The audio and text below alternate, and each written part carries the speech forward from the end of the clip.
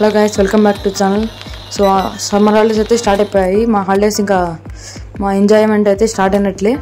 ఇక్కడ నేను వచ్చినప్పటి నుంచి ఇంకా ప్రతిరోజు 8కి లేవడం, ఫ్రెష్ అప్ అవ్వడం, అంగడికి వెళ్ళడం, ఆడుకోవడం, మళ్ళీ మధ్యాహ్నం రావడం, తినడం, అంగడుకోవడం, ఆడుకోవడం, డైలీ ఇదే రిపీట్ అనమాట. కానీ అక్కడికి వెళ్ళి ఆడుకునే ఫీలింగ్ అయితే బాగుంటుంది. అప్పుడప్పుడు ఇలా సాయంత్రం రాత్రి మా తమ్ముతో ఇలా ఆడుకోవడం ఇంకా చాలా బాగుంటుంది. ఇక రాత్రి అయితే ఇలా బ్లాకెట్స్ ఆడుకునేది ఇంకా బాగుంటుంది.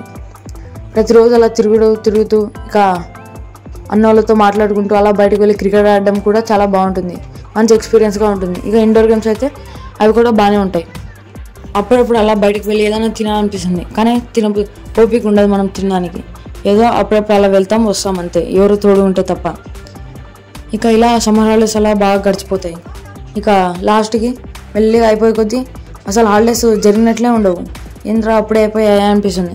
మనం ఆడుకునేదేమో బాగా ఆడుకుంటాం, అసలు ఆ టైమే తెలియకుండా ఆడుకుంటాం. ఇంకా లాస్ట్కి వచ్చేసరికి అసలు ఎలా అయిపోయినాయి బాగా అనిపిస్తుంది. ఇది కానీ మీరు ఎక్స్పీరియన్స్ చేసినట్టుంటే కామెంట్ చేయండి.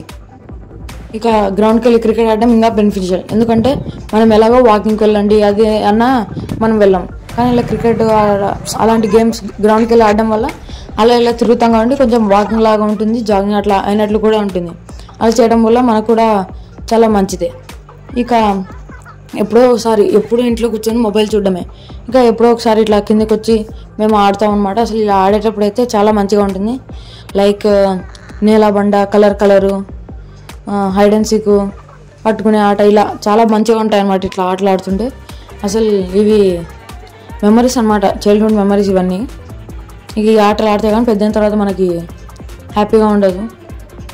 ఇక మా తమ్ముని గానితో గొడవలు ఉంటాయి, అది భారీగా ఉంటాయి అన్నమాట. ఇంకా రాత్రి అయితే మంచిగా పడుకోవడం, ఇక సంబంధాలే లేకుండా. ఇంకా అలా హాలిడేస్ అన్నీ అయిపోయాయి. ఈ వీడియో నేను కాలేజ్కి వెళ్ళిన తర్వాత అయితే వస్తుంది.